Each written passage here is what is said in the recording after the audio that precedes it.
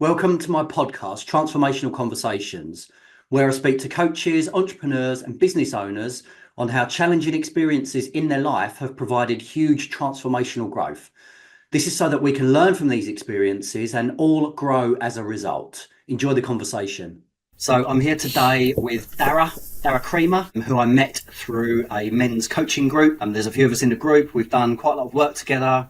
Quite a lot of deep work as well. And I would like to share with you his journey, his business, his passions, and the things that he is bringing to this world to share with his clients. Darragh is founder of DROC Strength and Mobility Training and a coach to 3 world powerlifting champions and 2 world record holders, which is a massive achievement, Darragh, isn't it? Yeah, it's something I'm really proud of. I'm especially proud that one of those 3 World Powerlifting Championships is my daughter. I brought her over to the UK a couple of years back when she was 14, and she came back with a nice trophy. Amazing, man. I bet your daughter was really proud that her dad was there to support her and trained her and help her come back with a medal as well. Yeah, we had a great time over there, absolutely, and she's been sporty since she was very young, like from 2 years old. She was doing gymnastics and stuff, so she has all sorts of sporting achievements. So we've always had that between us, like to encourage her with the gymnastics. We would do handstand contests in the grass, and we'd set up mats, and I had a little beam in the house that she would practice on and all that sort of thing. So beautiful, it's something that we've shared ever since she was a baby. Your mission statement for your business is to spread the benefits of strength training and improve inequality of life of people of all ages. So do you want to speak to me about how you came to set up DROC Strength and Mobility Training and kind of like where your background and history, how that led you, set up your business and get to that kind of like point in your life? Yeah, absolutely. So I was an unathletic kid. I grew up, I was the slowest or the second slowest kid in class, going through primary school, and then got through to secondary school, and I was that kid that couldn't do a single pull-up. Then at like 16 years old, through judo, I discovered strength training, and I just really loved it. So by the time I was 17, I was cycling into the gym after school, and we just got really passionate about it. It changed my life, like literally. I remember an incident where my brother was cycling along, and I jumped off the bike and started sprinting, and he was in shock. He was like, "God, since when are you able to run?"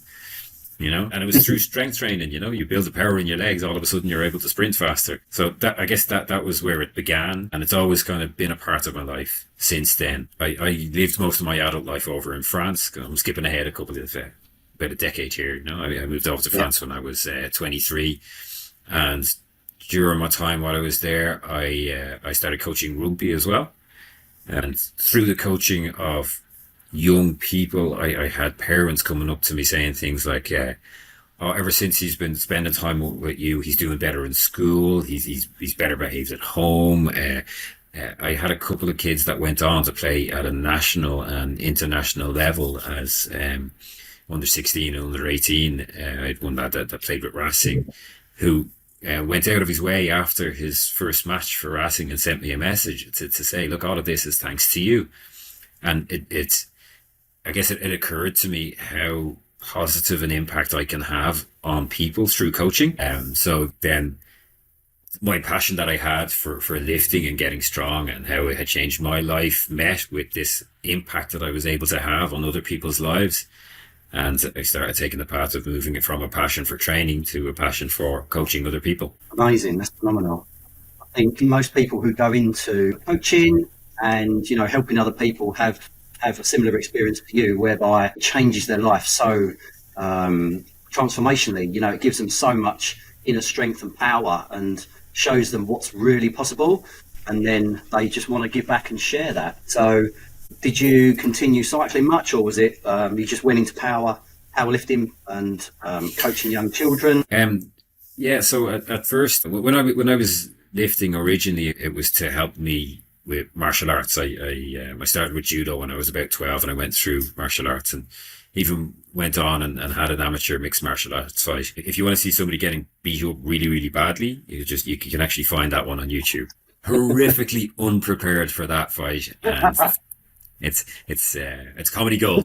There was a big lesson in that as well. It was humbling, I guess, because I was very young and I was quite arrogant, I guess, at the time.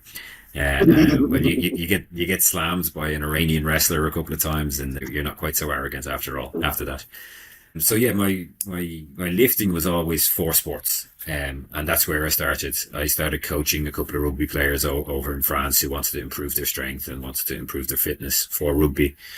Then I started running a boot camp in Paris on the Champ de Mars for a couple of girls that worked with my brother and just wanted to change their shape, get a bit fitter and stronger. And it grew from there. Then 8 years ago now, we moved back to Ireland, and it was an opportunity. I was like, right, I can go back to doing this as a thing on the side while I work in call centers and customer service and other things, or I can actually go all in and start coaching for a living, start coaching because this is what I want to do and this is what I want to share with people. So started off personal trainer in the gym. It was tough for me to break into the industry to begin with, because I was that bit older. So I was contacting local gyms, and they were all like, "Oh, yeah, you're great, really good experience." But then they'd hired a 22-year-old who had more free time and was happy to work for minimum wage under terrible conditions. Thankfully, I got an opportunity from a guy who lived in the area near me who ran a kind of a CrossFit style gym, a guy called David Burke, and he offered me a chance to work with him and build up my business. I worked at the same time, was working doing PT in another gym, which was I had one place that was 15 minutes off one way, and then another place that was 30 minutes off in the other direction. Now, anybody who's worked in coaching or done a bit of PT knows about doing long days that start at 6 a.m. and finish at 8 p.m. and all that. So I was doing that, but it also involved traveling an hour and a half twice a day to get to the two different places that I was coaching. Right. Look, it's a familiar story if you talk to anybody who's been a personal trainer or anybody who has started up a small business. Driving everywhere, working ridiculous hours. It's just part of how you get started, Yeah, totally. You have to do what you got to do. But it sounds like a natural progression where you was following your passion, what you were passionate about, what you were good at with helping people, and it just sounds like a natural progression for you, which is beautiful, man. Absolutely. Going back to your first fight, I've been doing jiu-jitsu for about 3 years now, and nice. I thought I'd sign up to a competition, like Brazilian jiu-jitsu competition locally. So I signed up for it, and then a couple of things came up for me where I ended up having a men's retreat in Ibiza for 7 days, 6 days, I think it was. And then I had a holiday in Crete for, again, 6 or 7 days just before the competition. And I thought I can either bail on the competition or just go and see what happens. So it's my first competition, signed up for it, went to the men's retreat, which was phenomenal, really, really powerful, with a friend of mine who, come back and went to Crete for a week and was out in Crete in a really nice hotel, bed and breakfast, eating whatever I want, not really concerned about my weight, and thought it would be okay because I tend not to put on too much weight easily. Got to the last day, or 2 days before the competition, last day of the holiday, and I was a kilogram overweight. I was like, oh, thank God. So I thought I'll just stop eating and drinking. So for 36 hours, didn't eat or drink anything. Thought I'll get to the competition, I'll weigh in, and I will, I can then load up with water, rehydrate, get food in my body, and then, fight a few hours later. So went along to the competition, and they said you can't weigh in until half an hour before your actual fight. So my fight was at 3 o'clock. I got there at 11. So I had like 3 or 4 hours to wait before my fight. So I sat there, weighed in at about 400 kilograms under. So I was just underweight, went in for the fight, and I was up against an 18-year-old. And I'm 46. I've never been in a competition like this before. I'm white belt. First thing I've ever done.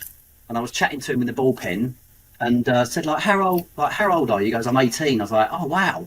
I was like, how long have you been fighting? He said, I've only been fighting 3 months. And I was like, yes, I've been fighting about a year. I'm going to be fine. Got in the ring, or got into the round. I hadn't been training. Obviously, I've been away for 2 weeks. I was totally unfit. Rage just took over, and I was doing really well. I was actually 2 points up on him, and then I just ran out of steam because I was so unfit. 6 minutes of full on fighting with somebody was too much. So turtled up, and he ended up taking my back, and he won the fight, and I got eliminated. I went back up into the crowd and got chatting to a couple of guys, and they were like, how was your fight? I was like, well, it's 18. I was like, how old are you then? I said, I'm 46. He said, well, why are you fighting 18-year-olds? I was like, well, because that's who I was picked against. He said, no, there's age brackets. So not only was I was in the wrong age bracket, hadn't trained, and then I went back and did a competition last year and got gold and silver. So I kind of redeemed myself a little bit. So yeah, I totally empathise with you about getting beaten up, but it's the humbling, that you learn from, isn't it? You absolutely. Fight, you lose, you learn. There's no real, whether you win or lose, it's all learning, isn't it? 100%, and you learn so much more from a defeat than you do a victory anyway. It's one of the things that I often say to my clients is what I think makes me a good coach is that I'm an absolutely terrible athlete. Like I said, I grew up the weak kid, I grew up the slow kid, so any strength or athletic ability that I have is hard earned. So I had to spend the time figuring out, even I play a little rugby. I wouldn't be that guy that would suddenly run in and do a little chick-shack there to the left. I had to figure out how to change direction. I had to figure out how to drop my hips so as I didn't end up injuring myself. I spent so much time honing my technique to kind of overcome my physical limits. But because I've had to learn that, I can teach it to other people. Amazing. You take a coach who's been an outstanding athlete since he was a child. He'll have amazing skills, but will he be able to teach it to somebody who doesn't have that same natural ability? Yeah, you're so right. I was having a conversation with somebody this morning, and that the experience of going through the difficulties, the challenges, the experience, you can't fake that. The same with me. Whenever I'm coaching anyone, everything I bring to my coaching has been personally experienced. So I've got the knowledge, the wisdom, the experience, the ability to know how it feels, what they need to do, how they might experience it, what it feels like in their body, what they might experience as a side effect or something like that. So that's a really powerful way of coaching, definitely. Yeah, I'm with you there, man. So with your business, who is your ideal client? What kind of client really, really receives a lot of benefit from your coaching and training? That's kind of changed over the years.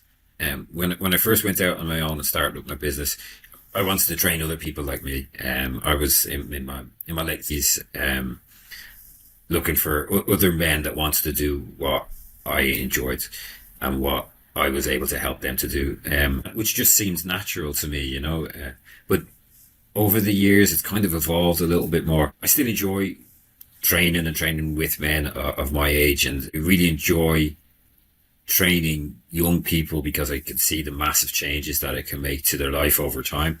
But I get a huge amount of satisfaction now out of training women, and particularly women in their 40s or older, because it really is life-changing. It doesn't just change their health or help them to move better or feel better.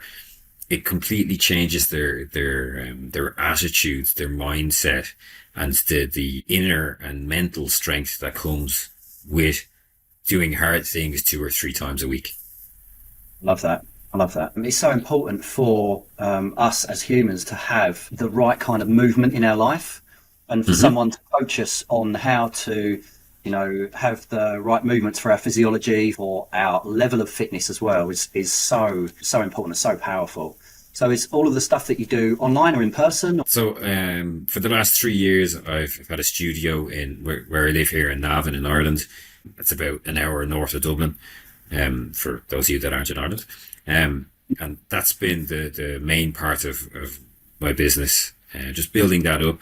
So it's small group training, never more than 8 people at a time, based on strength and then proper movement, learning how to move properly, like you say, and move within your ability and expand that ability. But in the last 6 months to a year, I've started moving towards online training as well. The studio is going well for me, so I've taken on a couple of coaches who are taking some hours off my hands, which gives me more time to work on the business and then pursue other passions and help people in much broader ways. So I've started doing online coaching, both for strength and fitness. So I have a couple of powerlifters that I do online coaching with, and then more is transformational coaching. Again, it's like you said, it's a natural progression. I've seen the difference that I can make in people's lives through strength training, but also the change in mindset that comes with it, and I wanted to explore that more. So right now, that's what I'm building on. Definitely. I think there's a distinction to be made between transformational coaching and transactional coaching. There's a lot of people out in the world that are doing transactional coaching, which is, I tell you to do something, the other person responds and does something, but they're not actually learning and growing. So transformational coaching is about empowering people to give them the tools to be able to then, make the changes in their own life so that they can grow and evolve and, positively affect the people around them in their lives as well as they grow and evolve, and sharing those tools and abilities that they are improving on. Definitely. And it builds on the philosophy that I've always had as a strength coach as well. I've always told people that if you've trained with me for a number of months, you should be able to move away and go to any gym and put together your program, and you should know enough to be able to actually train yourself. You might choose to work with another coach, or you might choose to continue to work with me, but if you haven't learned enough from me in a couple of months training together, then I failed you as a coach. That's why for me the transformational coaching just seemed to make sense, because I'm not fixing people, I'm teaching them how to transform themselves. Exactly. I love that. That's an amazing way of verbalizing it as well. So can you speak about your biggest achievement in your life and how that made you feel? I think it's a tough question, because I've thought of a lot of my achievements. I've just kind of thought of them as mundane at the time. It was just natural. But looking back at them, when I was only 22 years old, I left home and went to live in France, where I more or less spoke the language, and I built a career and built a life over there. That in retrospect, like I said, at the time, it just was something I wanted to do as a young man, was to travel. In retrospect, it's not a bad achievement, Then from that to change career, to go from working in IT to completely change and go into coaching. Actually, before that, I worked for about 6 or 7 years as a journalist for a mixed martial arts magazine, and did some work for the UFC as well. So again, changing career, completely changing direction I think that was, for me, that's a huge achievement. Mostly to have had the courage to actually go out there and do it, to say, to basically forget about security. Let's go and take this risk. It's what you really want to do. Athletically, I guess my favorite achievement is when I deadlifted 200 kilos, and mostly because it was something I worked on very specifically for a certain amount of time. And it's just something that I really wanted. And when I eventually got it there about a year and a half ago, it was like reaching the mountaintop. It was like, right, this is the thing that I wanted to do. So the massive sense of achievement that came with it. I've had another recent one just this morning, actually, finally bench pressed 100 kilos for my first time, because God, my bench has sucked for so long. Like, I'm a better coach than I am an athlete. Did I mention that? I think the deadlift is huge, man. Like that's a lot of training, a lot of weight as well, a lot of very specific training. I love it. I'm nowhere near that. I mean, I've leg pressed, I think 385 kg, but that was as big as I'd go, and I'd scale it back a little bit now and just do more reps, less weight.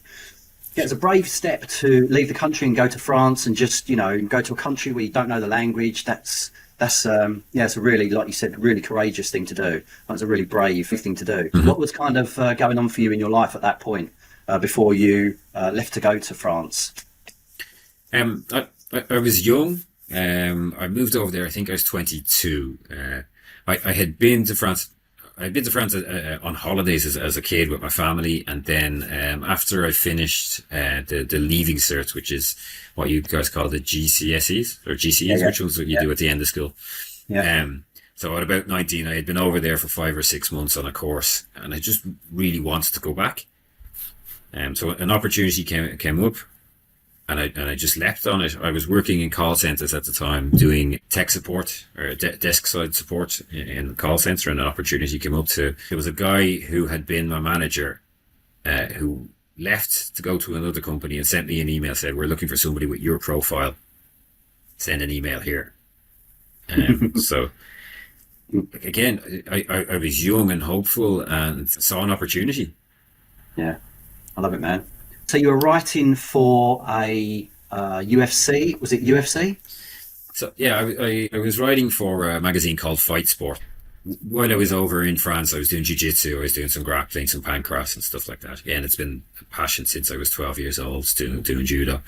And through that, met a guy called Greg Huot and a guy called Serge Marches, who were setting up or had set up a magazine called Fight Sport. So we got talking.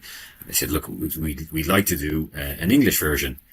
So I did a little work doing some translation for them. They liked it. When they were traveling in the US, they showed what I had done to people in the US. It was like, yeah, look, he's got a style to him. We like the writing. So we decided to launch a US version of it. At first, it was going out every 2 months and then every month. And I went from first off doing a little bit translation, then writing my own articles, to eventually being editor-in-chief of that magazine. Wow. Any MMA fans from like 15, 20 years ago, when you were looking at Fight Sport magazine, that was a lot of that was my work. Did you get access to a lot of the fights and stuff like that to go along to get promo pictures? And I suppose you actually review a lot of the fights as well and watch them, and absolutely. Yeah, like we were based in Paris.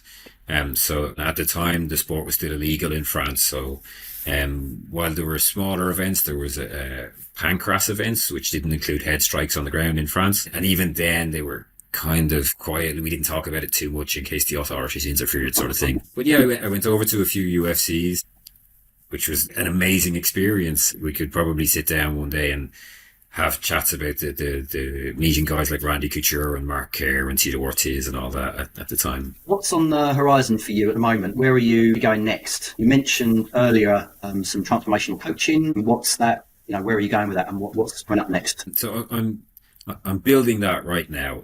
I've got the studio to a point where I can take a step back away from it. I can let my coaches do their work, and I just need to put a few hours into it each week to make sure that for the sales, marketing, business end of stuff.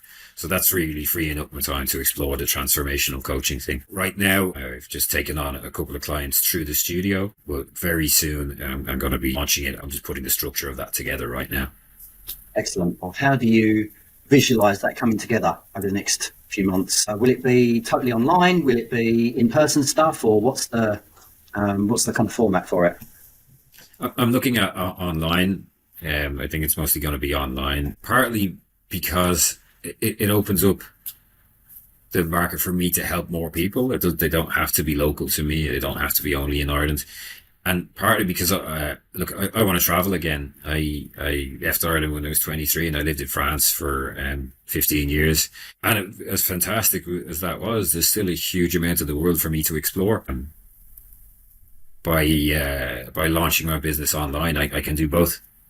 Yeah, totally. I'm the same. I have some in person. So I've got some clients in Malta, Bristol, Ibiza, all over the place. So yeah, it's a new way, or a newer and modern way of reaching more people and positively affecting more people's lives. 100%. Yeah. I mean, the technology is there. Why would we not use it? Why would we not? Like you have an amazing ability, an amazing thing to share with other people. Why would you restrict yourself to who you can share that with? Exactly. So with regards to some of your coaching at the moment, do you advise on diet, nutrition, lifestyle modifications, or is it solely training? What's the kind of format for that? I look, you know yourself, you can train all day long, but as the old cheesy phrase goes, you can't out-train a bad diet. So all of my packages, whether in person or online, they come with nutritional support. I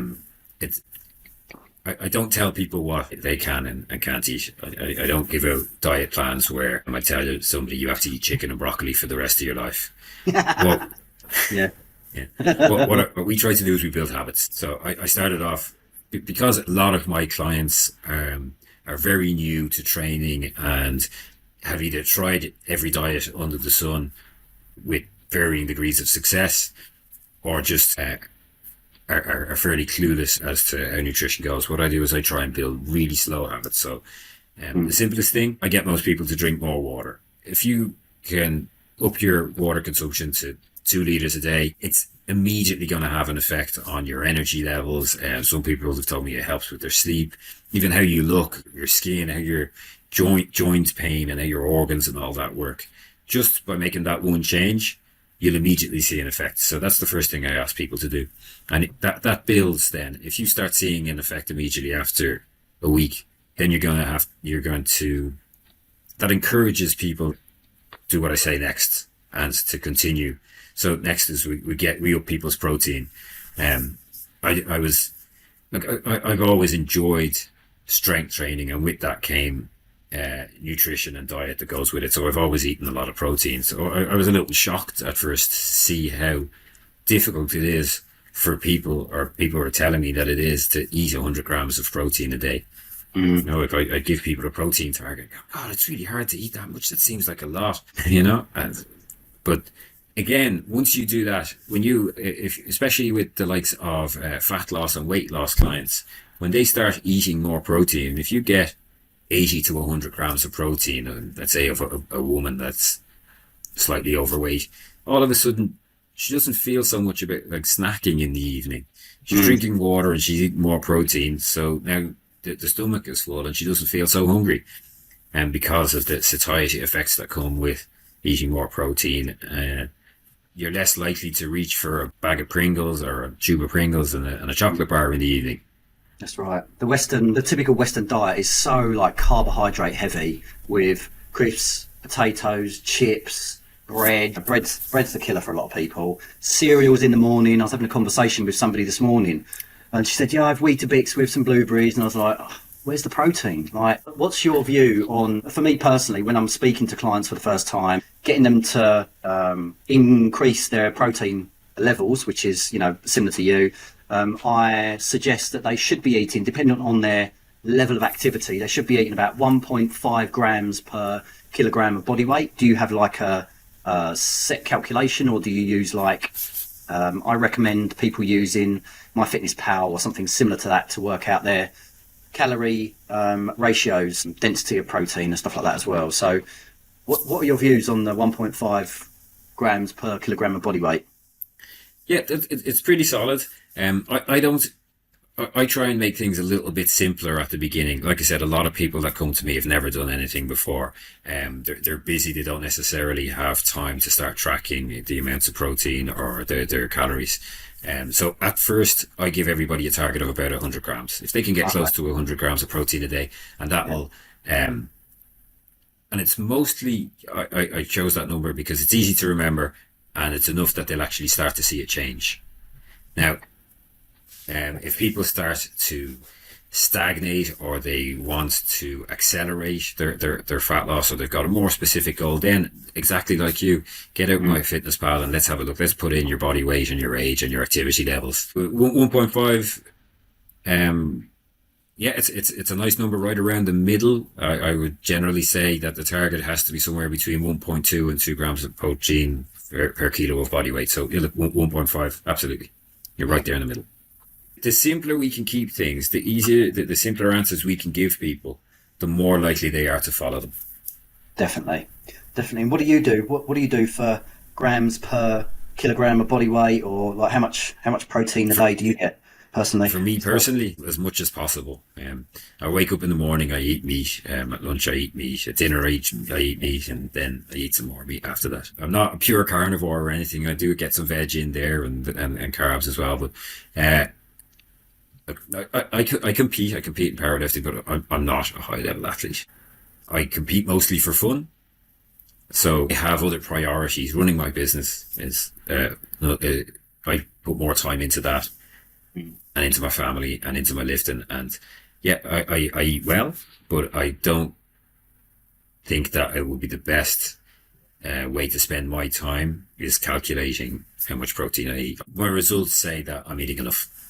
Yeah, totally. I think I do recommend clients use MyFitnessPal when they're working with me, but only for like a 2 or 3 week period, so they can get used to understanding how much protein a day they're eating and what foods will contribute to those protein levels and carbohydrate levels. So they start to feel things out for themselves. If they are understanding the experience of what eating that much protein does for them nutritionally, energetically, and how much strength it gives them when they're working out as well. 100%. I'm sure like you, I've done keto, I've done low carb diet, I've done high protein diet, I've done vegetarian, vegan, pescatarian, I've tried it all.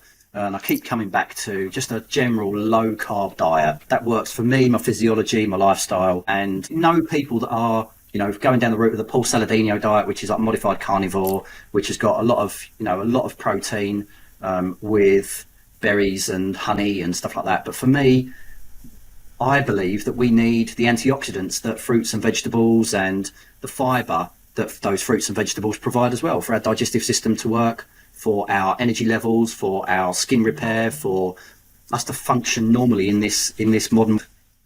Yeah, 100%. And what seems to be neglected with the carnivore and the really low carb diets is that carbs are your chosen source of energy. It's the most efficient way to transform foods into energy is by eating carbs. I've found when I've been going to jiu-jitsu classes, if I'm mostly on a low carb diet, but if my carbs are too low, then I just run out of steam halfway through the jiu-jitsu class and I'm puffing and out after 1 round. So I think the carbs is a really important part of our diet when we're working out and training and doing the things that we do in the normal world. So yeah, absolutely. And then of course we're training for a reason, and generally that involves building muscle. Whether you want to be a bodybuilder or a powerlifter, or you just want to move better for your sport or for everyday life, and you need to start to eat carbs as well in order to build muscle. Yes, protein is really important for building muscle, but carbs are probably more important if you want to optimize the muscle building.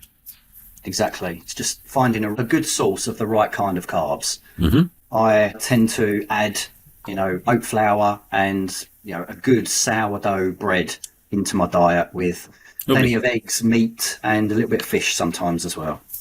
So yeah. Yeah, look, absolutely. Like you mentioned before, we live in a very carb heavy world. Every snack out there is full of carbs and sugars. Every time you want something convenient or something quick, it's a sandwich or a wrap or even if you're out on the road and you don't have time to cook your food, you're looking at grabbing pasta and rice and stuff like that. Yeah. You're going to, in most cases, unless you try really, really hard, you're going to be eating a certain amount of carbs anyway. So if your general or if what you're looking for is to keep your carbs relatively low, you're going to get enough in just the other things that come up by accident. Definitely. Yeah, you're so right. It's just about being mindful of what goes into our body. I'm a big proponent of being cautious and reading labels and making sure that there's no added sweeteners, toxins, preservatives, numbers going into our body, because anything that's artificial, our body struggles to process it. I recommend all my clients go on to an organic diet as much as they can. It doesn't need to be, totally organic, but organic vegetables contains a hell of a lot less pesticides. It's not genetically modified, and it's generally cleaner for the body to digest and process without too many issues. I would expect, I don't know for sure, but where you are in the world, in Ireland, I bet it's a lot easier to get hold of like local, homegrown, fresh, organic veg. Is that right? You can, yeah, absolutely. I mean, Ireland is known we're known for our agriculture. We're known for the quality of our meat and our vegetables. So yeah, even your local supermarket, and then next to the local supermarket, you generally have a fruit and veg shop where you can get the organic or even closer to locally homegrown. I'll tell you what I do miss though from living in France is a local market. Every town in France seems to have a market at least once a weekend, and it's something that I think is missing here. Maybe that's something you could inspire the locals to do. We can reach out to all the farmers. Yeah. Definitely. A couple of local butchers putting their stalls up and selling local meat would be good as well.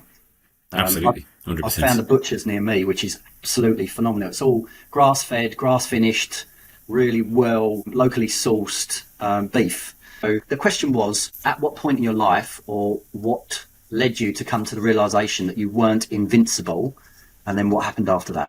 Okay, there's been a few throughout the years, but there's one that really, really stands out to me. I was 36 years old, I think, and I was playing rugby with a veterans team.